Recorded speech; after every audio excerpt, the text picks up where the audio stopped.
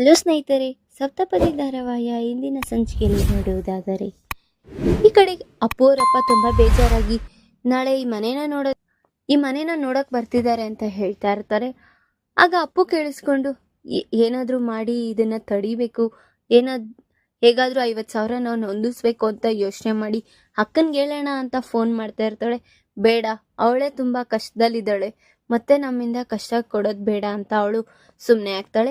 ಈ ಕಡೆ ನೋಡಿದ್ರೆ ರಾಜ್ ಮತ್ತೆ ಕಾವ್ಯ ಇಬ್ರು ಆಫೀಸಿಗೆ ಬರ್ತಾರೆ. ಶ್ರುತಿ ಜೊತೆ ಮಾತಾಡ್ತಾ ಇರ್ತಾಳೆ ಕಾವ್ಯ.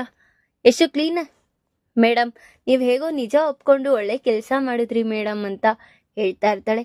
ಅದಕ್ಕೆ ಶಿರೀಷಾ ಅಂತ ನನ್ನ ಹತ್ರ ಸುಳ್ಳೆಲ್ಲ ಹೇಳಿ ಫೋನೆಲ್ಲ ಮಾಡಿಸಿ ಮಾತಾಡಿ ಮತ್ತೆ ಅದನ್ನ ನಿಜ ಅಂತ ಯಾರು ನಂಬ್ತಾರೆ ಅಂತ ಹೇಳ್ತಾ ಇರ್ತಾನೆ ರಾಜ್. ಆಗ ನಿನ್ಗೆ ಸಸ್ಪೆಂಡ್ ಮಾಡ್ತಾ ಇದ್ದೀನಿ ನಾನು ಅಂತ ಹೇಳ್ತಾ ಇರ್ತಾರೆ. ಆಗ ಅವಳಿಗೆ ತುಂಬಾ ಬೇಜಾರಾಗಿ ಮೇಡಮ್ ನೀವೇ ಹೇಳಿ ಮೇಡಮ್ ಸರ್ಗೆ ಅಂತ ಹೇಳ್ತಾ ಇರ್ತಾಳೆ. ಆಯ್ತು ಬಿಡು ಶ್ರುತಿ, ನೋಡೋಣ ಅಂತ ರಾಜ್ ಕನ್ವಿನ್ಸ್ ಮಾಡ್ತಾ ಇರ್ತಾಳೆ. ಆದ್ರೆ ಅವ್ನು ಕನ್ವಿನ್ಸ್ ಆಗ್ತಾ ಇರೋದಿಲ್ಲ. ಆಗ ಸರ್ ಕ್ಲೈಂಟ್ ಅವ್ರು ಬಂದಿದ್ದಾರೆ ಅಂತ ಹೇಳಿ ಆ ಮ್ಯಾನೇಜರ್ ಅವರಿಬ್ರು ಹೊರಡ್ತಾರೆ.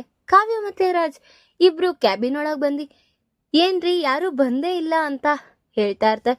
ನಾನು ನಿನ್ಗೊಂಚೂರು ಟ್ರೈನಿಂಗ್ ಕೊಡ್ಬೇಕಲ್ವಾ, ಹೇಗ್ ಮಾತಾಡ್ಬೇಕು ಏನು ಅಂತ, ಅದಕ್ಕೆ ಟ್ರೈನಿಂಗ್ ಕೊಡೋಣ ಅಂತ ನಿನ್ನ ಸಪ್ರೇಟಾಗಿ ಕರ್ಸ್ದೆ ಅಂತ ಹೇಳಿ ಅವರಿಬ್ರು ಮಾತಾಡ್ತಾ ಇರ್ತಾರೆ. ಏಕೆ ರೀ ನನ್ಗೇನ್ ಮಾತಾಡೋದಿಕ್ ಬರಲ್ವಾ, ನಾನು ಮಾತಾಡ್ತೀನಿ ಅಂತ ಎಲ್ಲ ಹೇಳ್ತಾ ಇರ್ತಾಳೆ.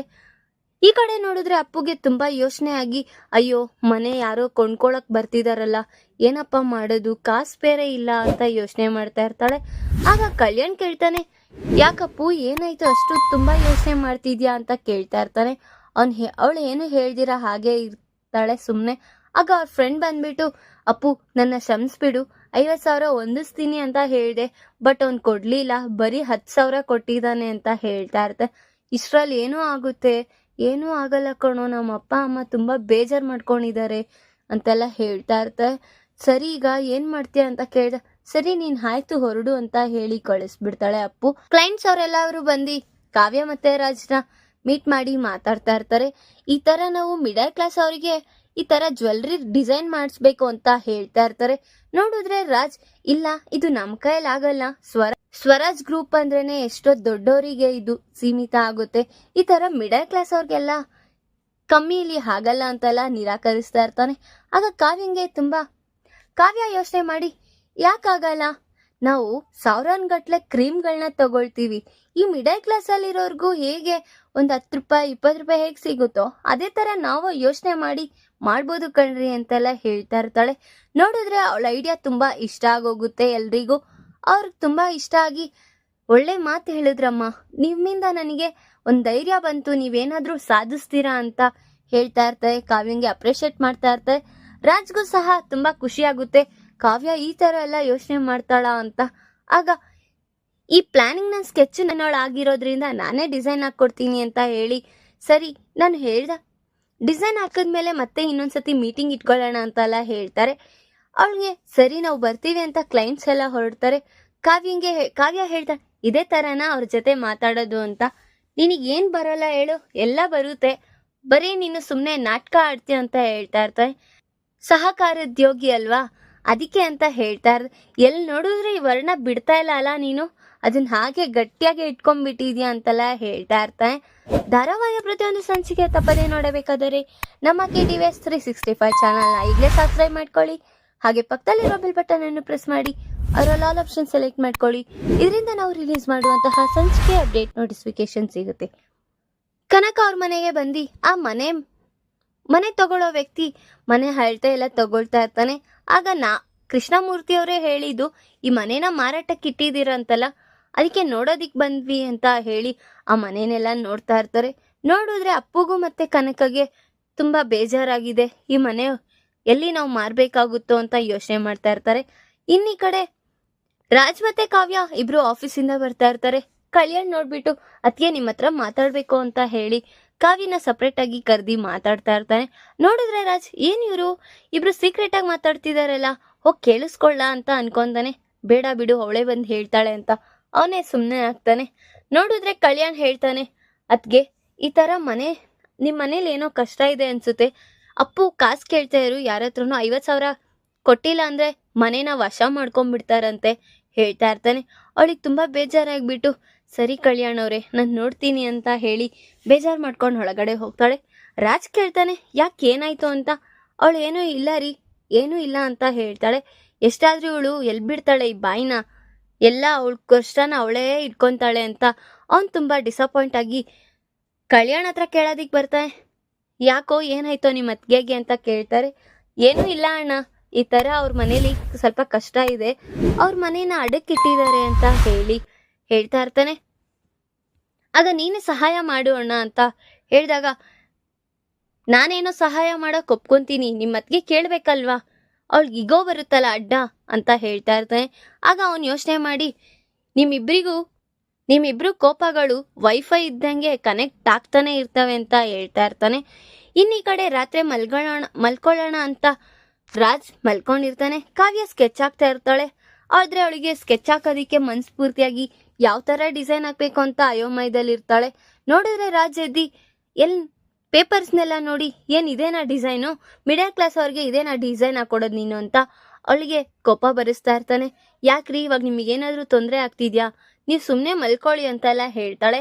ಅಲ್ಲ ನಿನಗೇನೋ ಆಗಿದೆ, ಏನೋ ಯೋಚನೆ ಮಾಡ್ತಾ ಇದ್ಯಾ, ಡಿಸೈನ್ಸ್ನ ಈ ಥರ ಆಗ್ತಾ ಇದೆಯಾ, ಸ್ವಲ್ಪ ಕಾಮ್ ಆಗಿರಬೇಕು, ಏನು ಆಯ್ತು ಹೇಳು ಅಂತ ಕೇಳಿದಾಗ ಏನೂ ಇಲ್ಲ ಸದ್ಯಕ್ಕಿಗೆ ನಿದ್ದೆ ಬರ್ತಿದೆ ಅಂತ ಮಲ್ಕೊಂಡ್ಬಿಡ್ತಾಳೆ. ಎಷ್ಟೇ ಆದರೂ ಎಲ್ಲಿ ಬಿಡ್ತೀಯಾ ನಿಗೋನ ಅಂತ ಅನ್ಕೊಂಡು ಅವನು ಸುಮ್ಮನೆ ಆಗ್ತಾನೆ. ಇನ್ನು ಈ ಕಡೆ ಬೆಳಗಿನ ದಿನಚರಿಗಳು ಸ್ಟಾರ್ಟ್ ಆಗಿರುತ್ತೆ. ಎಲ್ಲರೂ ಕಾವ್ಯ ಕೊಡೋ ಕಾಫಿಗೋಸ್ಕರ ಕಾಯ್ತಾ ಇರ್ತಾರೆ.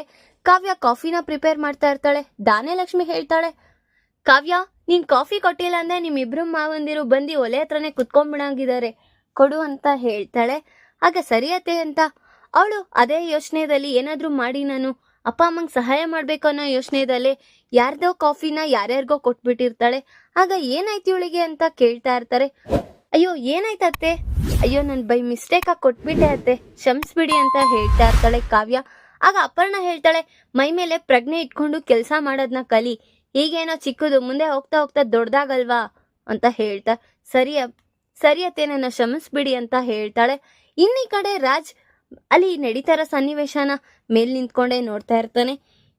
ಕಾವ್ಯವ್ರಪ್ಪಂಗೆ ತುಂಬಾ ಬೇಜಾರಾಗಿ ಕೂತಿರ್ತಾರೆ. ರೀ ಈಗೇನ್ರಿ ಮಾಡೋದು, ಈಗ ಅವ್ರು ಬರ್ತಿದ್ದಾರೆ, ಗಡುವು ಬೇರೆ ಕೊಟ್ಟಿರೋ ಟೈಮ್ ಬೇರೆ ಮುಗಿತಾ ಬಂದಿರ್. ಕನಕ ಹೇಳ್ತಾಳೆ, ಕೊಟ್ಟಿರೋ ಟೈಮ್ ಮುಗಿಯಕ್ ಬರ್ತುರಿ, ಅವ್ರು ಬಂದು ಈ ಮನೇನ ವಶ ಮಾಡ್ಕೊಂತಾರ ಅನ್ಸುತ್ತೆ ಅಂತ ಅವಳು ತುಂಬಾ ಅಳ್ತಾ ಇರ್ತಾಳೆ. ಅವಾಗ ಅವ್ರ ಯಜಮಾನ್ರು ಈ ಮನೇನ ನೋಡಿ, ನನಗೆ ಇದು ಮಾರೋ ಮನ್ಸಿಲ್ಲ, ಆದ್ರೂ ನನ್ನ ಮಗಳಿಗೋಸ್ಕರ ಮಾರ್ತಾ ಇದ್ದೀನಿ ಅಂತ, ನನ್ನ ಕಷ್ಟಕ್ಕೋಸ್ಕರ ಮಾರ್ತಾ ಇದ್ದೀನಿ ಅಂತ ತುಂಬಾ ಅವ್ರು ಎಮೋಷ್ನಲ್ ಆಗಿರ್ತಾರೆ. ಕನಕಾಗೆ ಯೋಚನೆ ಆಗುತ್ತೆ, ಏನಾದ್ರೂ ಮಾಡಿ ನಾನು ಸಹಾಯ ಮಾಡ್ಬೇಕಲ್ಲ ಅಂತ ಯೋಚನೆ ಮಾಡ್ತಾ ಇರ್ತಾಳೆ. ಇನ್ನೀ ಕಡೆ ರಾಜ್ಗೆ ಕಾವ್ಯ ಬಂದು ಡಿಸೈನ್ಸ್ ಎಲ್ಲ ತೋರಿಸಿ, ವಾವ್ ಚೆನ್ನಾಗಿದೆ ಡಿಸೈನ್ಸು, ಇದನ್ನೇ ನೀನು ಅವ್ರಿಗೆ ಇಂಟ್ರೊಡ್ಯೂಸ್ ಮಾಡಿಸ್ಬಿಡು ಅಂತ ಹೇಳಿ ಆಫೀಸಿಗೆ ಬಾ ಅಂತ ಹೇಳ್ತಾ ಇರ್ತಾನೆ. ರೀ ನಂದು ಸ್ವಲ್ಪ ಕೆಲಸ ಇದೆ, ನಾನು ಬರೋದಿಕ್ಕಾಗಲ್ಲ, ನೀವೇ ಹೋಗಿ ಎಕ್ಸ್ಪ್ಲೈನ್ ಮಾಡಿಬಿಡಿ ಅಂತ ಹೇಳ್ತಾ ಇರ್ತಾಳೆ. ಆಗ ನೀನು ಎಂತಕ್ಕೆ ಬರ್ತಿಲ್ಲ ಅಂತ ನನಗೆ ಗೊತ್ತು ಅಂತ ಯೋಚನೆ ಮಾಡಿ ಇಮಿಡಿಯೇಟ್ಲಿ ಅವಳಿಗೆ ಕೊಡಬೇಕಾಗಿರೋ 50,000ನ ಎತ್ತಿ ಕೊಡ್ತಾ ಇರ್ತಾನೆ. ಯಾಕ್ರಿ ಅಂತ ಕೇಳ್ತಾಳೆ. ನಾನು ಹಾಗೆ ಸುಮ್ಮನೆ ಏನು ಈಸ್ಕೊಳ್ಳೋದಿಲ್ಲ, ನೀನು ಡಿಸೈನ್ ಹಾಕ್ಕೊಟ್ಟಿದ್ಯಾ, ಅದು ತಕ್ಕನಂಗೆ ಕಾಸು ಕೊಡ್ತಾ ಇದ್ದೀನಿ ಅಂತ ಎಲ್ಲ ಹೇಳ್ತಾ ಇರ್ತಾನೆ. ಆಗ ನನಗೆ ಬೇಡ ರೀ, ಇದು ನಮ್ಮ ಆಫೀಸ್ಗೆ ಅಲ್ವಾ, ಏನಾಗಲ್ಲ ಪರವಾಗಿಲ್ಲ ಅಂತೆಲ್ಲ ಹೇಳ್ತಾ ಇರ್ತಾಳೆ. ಆದರೂ ಪರವಾಗಿಲ್ಲ, ನನಗೆ ಒಬ್ರು ಫ್ರೀಯಾಗಿ ಕೊಡೋದನ್ನ ನಾನು ಯಾವತ್ತೂ ಈಸ್ಕೊಳ್ಳಲ್ಲ, ನೀನು ಕಷ್ಟಪಟ್ಟು ಹಾಕಿದ್ಯಾ ಅದಕ್ಕೆ ನಿನಗೆ ಕಾಸು ಕೊಡ್ತಾ ಇದ್ದೀನಿ ಅಂತ ಹೇಳಿ ಕೊಡ್ತಾ ಇರ್ತಾನೆ. ಅವಳು ಕಾಸನ್ನ ಈಸ್ಕೊಂಡು ಹೇಗೋ ಇದು ಅಪ್ಪ ಅಮ್ಮಂಗೆ ಕೊಡ್ಬೋದು ಅಂತ ಯೋಚನೆ ಮಾಡ್ತಾ ಇರ್ತಾಳೆ. ಹೇಗೋ ಇವಳು ಈ ಕಾಸನ್ನ ಈಸ್ಕೊಂಡು ಅವ್ರ ಅಪ್ಪ ಅಮ್ಮಂಗೆ ಸಹಾಯ ಮಾಡ್ತಾಳೆ ಅಂತ ಅವನಿಗೆ ಗೊತ್ತಾಗಿ ಅಲ್ಲಿಂದ ಹೊರಡ್ತಾನೆ. ಕಾವ್ಯ ರಾಜ್ನೇ ನೋಡ್ತಾ ಇರ್ತಾಳೆ. ಇನ್ನೀ ಕಡೆ ಕಲ್ಯಾಣ್ ಬಂದು ಕೇಳ್ತಾನೆ, ಅದ್ಗೆ ನಿಮ್ಮ ಪ್ರಾಬ್ಲಮ್ನ ಸಾಲ್ವ್ ಆಯ್ತಾ ಅಂತ. ಆಗ ಹ್ಞೂ ಕವಿಯವರೇ, ಹೇಗೋ ನಿಮ್ಮ ಅಣ್ಣ ಅವರೇ ನನಗೆ 50,000 ಕೊಟ್ಟರು, ಈಗ ಅದನ್ನ ತಗೊಂಡೋಗಿ ಮನೆ ಕೊಡಬೇಕು ಅಂತ ಹೇಳಿ ಮಾತಾಡ್ತಾ ಇರ್ತಾನೆ.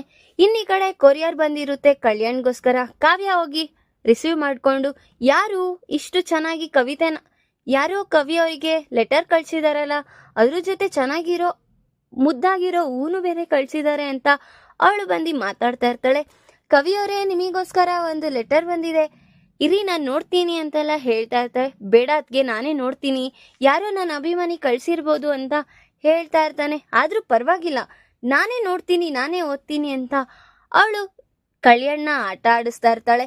ಅದನ್ನ ನೋಡಿ ಅಪರ್ಣಗೆ ತುಂಬಾ ಕೋಪ ಬರ್ತಾ ಇರುತ್ತೆ. ಈ ಕಡೆ ನೋಡಿದ್ರೆ ಧಾನ್ಯಲಕ್ಷ್ಮಿಗೆ ಅವ್ರಿಬ್ರು ಆಟ ಆಡ್ತಾ ಇರೋದ್ನೆಲ್ಲ ಮನೆ ಮಂದಿಯವ್ರಿಗೆಲ್ಲ ಇಷ್ಟ ಆಗಿರುತ್ತೆ. ರಾಹುಲ್ ಮತ್ತೆ ಸ್ವಪ್ನ ಇಬ್ರು ಸೇರಿ ಕಾವ್ಯ ನಡವಳಿಕೆ ನೋಡಿ ಅವ್ರಿಬ್ರಿಗೂ ಕೋಪ ಬರ್ತಾ ಇರುತ್ತೆ. ಈ ಕಡೆ ಅಪರ್ಣಗೆ ಕಾವ್ಯನ ಏನಾದ್ರೂ ಮಾಡಿ ನಾನು ತಡಿಬೇಕಲ್ಲ ಅಂತ ಯೋಚನೆ ಮಾಡ್ತಾ ಇದ್ದಾಳೆ. ನನ್ನ ಮುಂದಿನ ಭಾಗದಲ್ಲಿ ತಿಳಿಸ್ಕೊಡ್ತೀನಿ. ಈ ವಿಡಿಯೋ ಇಷ್ಟ ಆದ್ರೆ ಲೈಕ್ ಮಾಡಿ, ನಿಮ್ಮ ಫ್ರೆಂಡ್ಸ್ ಹಾಗೆ ನಿಮ್ಮ ರಿಲೇಟಿವ್ಸ್ಗೂ ಶೇರ್ ಮಾಡಿ ಅಂಡ್ ಕಮೆಂಟ್ ಮಾಡಿ. Thanks for watching.